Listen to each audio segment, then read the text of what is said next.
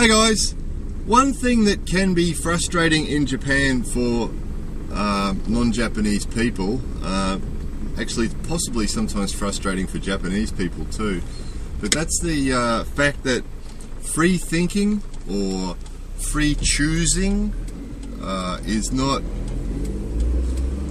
usually part of Japanese life.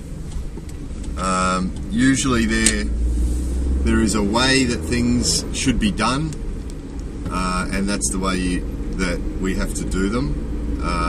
You'll recognise some of this stuff from other how-to videos. Also the system with Kohai Senpai, you know, and people above you, almost always people above you in one way or another when you're part of a group or part of a family or part of anything, pretty much. And yeah, always when you live in Japan there's situations where you want to do something, but you really are obliged to do what someone else or what everybody else is doing. So that can be difficult, but through the Japanese way of thinking, they're sort of like pooling their knowledge. It's sort of like, I guess it's sort of like the internet or something, where all different people input different information, and then as a result you've got this pool of information. So often things here that seem strange when you first come here at first might seem, why do we need to do that? That doesn't seem useful.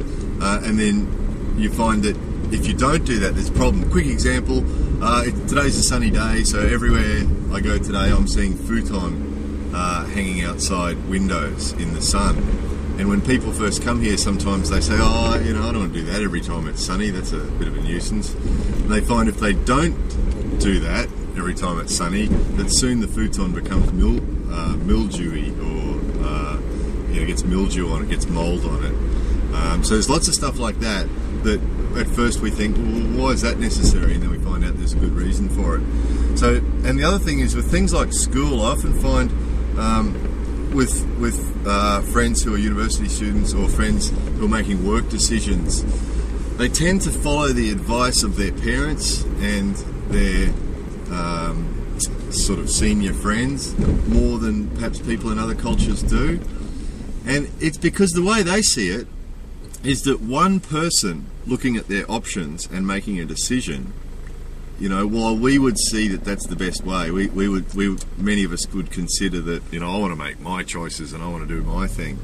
But they see it that if one person makes their choice, then they're drawing on a smaller pool of knowledge, and they could make a mistake or they could make a bad decision.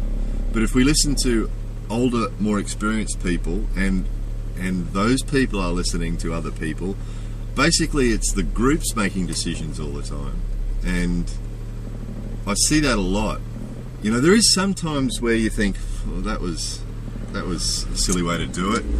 But overall, it does seem to be pretty worthwhile. People do tend to trust the people above them and do tend to draw on the pool of knowledge from people around them. So it's just another way of thinking about it. The reason I'm saying this now is I've been thinking about this a lot, because there is times when you live in Japan where you do get frustrated, where you want to do something that way and everybody else is doing it that way. So the best thing is to conform. And like I said in the other how-to videos, quite often you do have a choice, but if you choose to go your own way and be the radical and do things differently, there's usually some sort of price to pay for that. So yeah, it's just another way to look at the, you know, how come in Japan everybody has to conform, and why can't I make my decisions and why can't I do it my way? This is just another way to look at it, is, or the way that they look at it perhaps, or many Japanese people look at it, is that you're drawing on this pool of knowledge and more likely to make a better decision.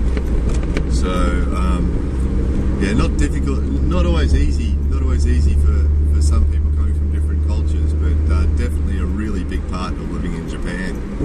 So yeah, anyway, I'm going home to hang out my futon now. More videos coming soon.